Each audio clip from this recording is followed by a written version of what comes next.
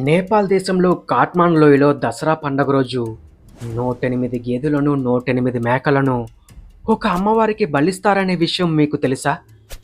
ఆ తెగిపడిన జంతువుల తలల రక్తం ప్రవహిస్తున్న మధ్య కేవలం కొవ్వొత్తుల వెలుగులో ఒక 3 ఏళ్ల చిన్నారిని ఒంటరిగా వదిలేస్తూ చుట్టూ భయంకరమైన ముసుగులు ధరించిన పురుషులు తాంత్రిక నృత్యాలు చేస్తూ ఆ చిన్నారికి ఒకటి రెండు కాదు, ఏకంగా 32 పరీక్షలు చేస్తారు. గత 300 ఏళ్లుగా నేపాల్ దేశాన్ని శాసిస్తున్న ఒక రహస్యమైన సాంప్రదాయం ఇది. ఆమె కన్నీరు పెడితే దేశానికి వినాశనం, ఆమె నవ్వితే ఎవరికో మరణ శాసనం. ఒక చిన్న పాపను జీవించున్న దేవతగా మార్చే కథ వెనుకున్న అత్యంత భయంకరమైన ఆ 32 పరీక్షలు ఏమిటి? దేశ అత్యున్నత నాయకులు కూడా ఆమె ముందు గౌరవంగా తల వంచుతారు. ఆమె నివసించే భవనాన్ని ఒక రాజభవనంలాగా కాపాడుతుంటారు. ఆమె బయటకొస్తే అది ఒక సాధారణ ప్రయాణం కాదు, ఒక ఉత్సవంలా జరుపుతూ ఉంటారు. కానీ ఈ సాంప్రదాయంలో అత్యంత ఆసక్తికరమైన విషయం ఒక చిన్నారి దేవత కావడం కాదు, ఆ చిన్నారిని ఎలా ఎంచుకుంటారనేది. ఆ చిన్నారినే ఎందుకు, మరొకరిని ఎందుకు ఎంచుకోరు? అసలు ఈ సాంప్రదాయం అనేది ఎప్పుడు మొదలయ్యింది? దాని వెనక నిజంగా ఏదైనా చరిత్ర ఉందా, లేక తరతరాలుగా చెప్పుకుంటూ వస్తున్న ఒక విశ్వాసమా ఇది? ఈరోజు ప్రపంచంలోనే అత్యంత ఆసక్తికరమైన సాంప్రదాయాల్లో ఒకటైన నేపాల్ కుమారి వ్యవస్థ అనుకున్న చరిత్రను, స్థానిక నమ్మకాలను మరియు వాస్తవాలను మనం ఒక్కొక్కటిగా తెలుసుకుందాం. Hello, welcome to our channel. Video మొదలుపెట్టే ముందు వీడియోకి ఒక లైక్ చేసుకోండి. ఇక మనం డైరెక్ట్గా కథలోకి వెళ్ళిపోదాం. ఈ కథను అర్థం చేసుకోవాలంటే మనం దాదాపు 300 సంవత్సరాల వెనక్కి వెళ్ళాలి. ఆ కాలంలో కార్మాన్ లోయలో మల్లరాజులు పాలిస్తున్న శక్తివంతమైన రాజ్యాలుండేవి. ఆ రాజవంశం కళలకు మాత్రమే కాదు, దేవాలయాలకు, సంస్కృతికి మరియు దేవతల ఆరాధనకు కూడా ప్రసిద్ధి చెందింది. ఆ రాజుల్లో ఒకరైన జయప్రకాష్ మల్లరాజు అనే పేరు ఈ కథలో కీలకంగా వినిపిస్తూ ఉంది. స్థానిక కథనం ప్రకారం జయప్రకాష్ మల్లకు తలేజ్ దేవిపై అపారమైన భక్తుండేది. ప్రతి రాత్రి రాజభవనం నిశ్శబ్దంగా మారిన తర్వాత రాజు ఒక ప్రత్యేక గదిలోకి వెళ్ళేవాడంట. ఎందుకంటే ఆ గదిలో తలేజ్ దేవి ప్రత్యక్షమైందని ఆ కథ చెబుతూ ఉంది. రాజుదేవి ఇద్దరూ కలిసి పాచికల ఆట ఆడేవారని కూడా చెబుతూ ఉన్నారు. కానీ ఈ సమావేశానికి ఒకే ఒక నియమం, ఆ రహస్యం బయటికి వెళ్ళకూడదు. ఎవరికైనా తెలిసిన క్షణం దేవి ఇకపై తిరిగి రాదని రాజుకు హెచ్చరిక ఇచ్చిందని నమ్ముతూ ఉంటారు. ఆ రాత్రి ఆ నియమం అనేది భగ్నమైపోయింది. రాజు గది తలుపు తెరిచి లోపలికి రాణి అడుగుపెట్టింది. రాణి అలా అడుగుపెట్టడం తలేజ్ దేవి వెంటనే అదృశ్యమైపోయింది. ఆ తర్వాత రాజు ఎంత ప్రయత్నించినా ఆమె మళ్ళీ ఆ అమ్మవారు ప్రత్యక్షం కాలేదు. కొంతకాలం తర్వాత రాజుకి ఒక కల వచ్చింది. ఆ కలలో తలేజ్ దేవి ఇలా చెప్పుకొచ్చింది: ఇకపై నేను రాజభవనానికి రాను, నేను ఒక చిన్న కన్య రూపంలో ఉంటాను. ఆ బాలికను వెతికి ఆమెను నా రూపంగా పూజించండి అని చెప్పి మాయమైపోయింది. అలా వెతగ్గా దొరికిన బాలికే మొదటి కుమారీ దేవత. కుమారీ దేవతకు ఋతుస్రావం రాగానే అమ్మవారు ఆమె శరీరాన్ని విడిచిపెడతారని నమ్ముతూ ఉంటారు. అప్పుడు కొత్త కుమారి కోసం వెతుకులాట అనేది మొదలవుతుంది. కానీ ఈ ఎంపిక ప్రక్రియ అనేది సాధారణమైనదైతే కాదు, అత్యంత కఠినమైనది. ఇక అసలైన భయంకరమైన పరీక్ష కాళరాత్రి పరీక్ష. నేపాల్లో దసరా పండుగ రోజు రాత్రి 108 గేదెలను 108 మేకలను అమ్మవారికి బలిస్తారు. ఆ తెగిపడిన జంతువుల తలలు ప్రవహిస్తున్న రక్తం మధ్య కేవలం కొవ్వొత్తుల వెలుగులో ఆ 3 ఏళ్ల చిన్నారిని ఒంటరిగా వదిలేస్తారు.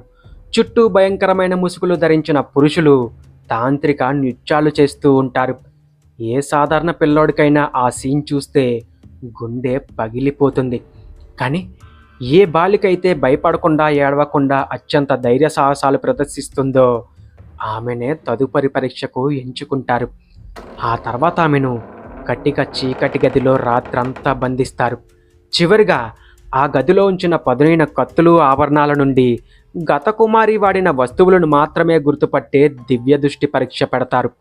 ఇవన్నీ దాటిన తర్వాతే రహస్య తాంత్రిక శుద్ధి చేసి ఆమెను కుమారీ దేవతగా ప్రకటిస్తారు. ఈ ప్రక్రియకు కూడా కొన్ని నియమాలున్నాయి. ఆ పాప వయసు 4 ఏళ్ల కంటే తక్కువ ఉండాలి. ఆమె శరీరానికి 32 శారీరక లక్షణాలుండాలి. గొంతు మృదువుగా ఉండాలి. దంతాలు వంకరిగా ఉండకూడదు. శరీరంపై ఎలాంటి మచ్చలు లేదా గాయాలైతే ఉండకూడదు. వీటన్నిటితో పాటు ఆ చిన్నారి జాతకం దేశ అధినేత జాతకంతో కలవాలి. ఒక్కసారి కుమారిగా ఎంపికయ్యాక ఆ పాప జీవితం పూర్తిగా మారిపోతుంది. ఆమె తన సొంత కుటుంబాన్ని, స్నేహితులను వదిలేయాలి. చదువుకోవడానికి వీల్లేదు. ఆమె పాదాలు నేలకి తగలకూడదు. బయటకొస్తే బంగారు పల్లకిలో మాత్రమే రావాలి. భక్తులను చూసినప్పుడు ఆ కుమారి మొహంలో ఎలాంటి హావభావాలు ఉండకూడదు. ఒకవేళ ఆమె భక్తుల వైపు చూసి ఇచ్చే చిన్న సైగ కూడా ఒక మనిషి జీవితాన్ని మార్చేస్తుందని నేపాల్ ప్రజలు నమ్ముతూ ఉంటారు. కాలక్రమంలో కొన్ని మార్పులు వచ్చినప్పటికీ ఈ సాంప్రదాయ కారణంగా చిన్నారి స్వేచ్ఛపై ప్రభావం ఉంటుందని మానవ హక్కుల కార్యకర్తలు ఎన్నోసార్లు ప్రశ్నించారు. మరోవైపు ఈ సాంప్రదాయాన్ని విశ్వసించే ప్రజలు మాత్రం ఇది ఒక గౌరవమని, ఇది ఒక దైవ సేవని భావిస్తూ ఉంటారు. ఈ సంస్కృతిలో సైన్స్ కందని ఎన్నో అంతుచిక్కని ఆశ్చర్యకరమైన విషయాలు కూడా ఉన్నాయి. అది 2001 నేపాల్ రాజు కుటుంబంలో రాజు దుపేంద్ర తన కుటుంబ సభ్యులందరినీ చంపి తాను కూడా ఆత్మహత్య చేసుకున్న ఘోరం ప్రపంచాన్నే ఉలిక్కి పడేలా చేసింది.